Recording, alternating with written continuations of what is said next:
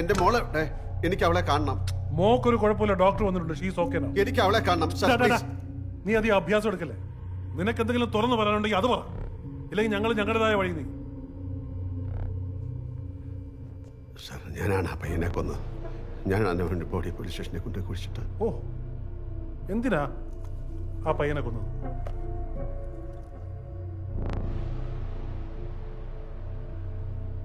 Sir, August മാസം 2-ാം തീയതി റാണിയും കുട്ടികളും റാണിയുടെ വീട്ടിലേക്ക് പോയിരിക്കുകയായിരുന്നു. കേബിൾ TV ഓഫീസിൽ നിന്ന് ഞാൻ വീട്ടിലെത്തുമ്പോൾ എൻ്റെ വീട്ടിനരികിൽ ആരോ പതുങ്ങി നിൽക്കുന്നുണ്ട്. കള്ളനാണെന്ന് കരുതി കൈ കിട്ടിയ ഒരു ഇരുമ്പ് വടിയുമായി ഞാൻ അയാളുടെ അടുത്ത് തന്നു. എന്നെ കണ്ടതും അയാൾ ഓടി രക്ഷപ്പെടാൻ ശ്രമിച്ചു. സാർ, പെട്ടെന്നുണ്ടായ ആവേശത്തിൽ ഞാൻ അയാളെ അടിച്ചു.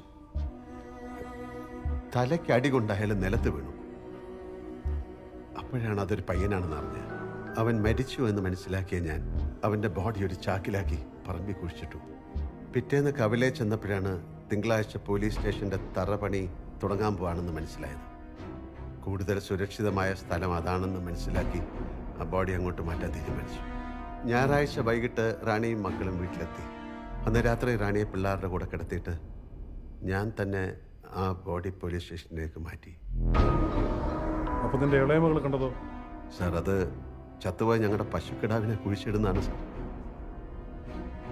കുടുംബത്തെ രക്ഷിക്കാനുള്ള പരിപാടി അല്ലേ? നിങ്ങളിതെല്ലാം അറിയുന്നു, എന്തെങ്കിലും കണ്ടുപിടിക്കുമെന്നും മനസ്സിലാക്കി തന്നെയാണ് സാർ ഞാൻ ഇതുവരെ ജീവിച്ചത്. ഞാൻ ഈ പറഞ്ഞതിനുള്ള എല്ലാ തെളിവുകളും എൻ്റെ കയ്യിലുണ്ട് സാർ. എൻ്റെ വിരലടയാളമുള്ള ആ കമ്പിവടി, ആ പയ്യൻ്റെ വസ്ത്രങ്ങൾ, ഷൂസ് എല്ലാം ഞാൻ ഒരിടത്ത് ഒളിച്ചു വെച്ചിട്ടുണ്ട് സാർ. ആ പയ്യൻ്റെ ഡ്രസ്സൊക്കെ മാറ്റിയത് എപ്പോഴാ?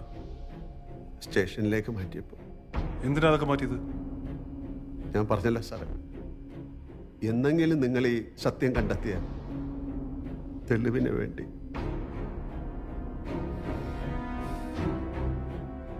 You wait here. സാർ,